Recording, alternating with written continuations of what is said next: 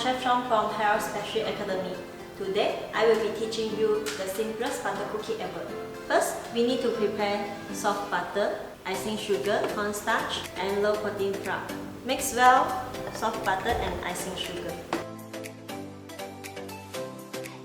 Fold in all ingredients.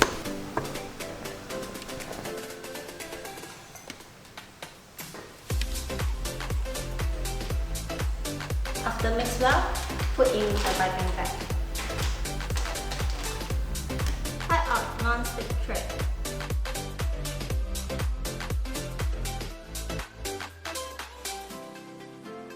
Bake for 12 minutes or until surface become golden brown color. Preheat convection oven at 150 degrees.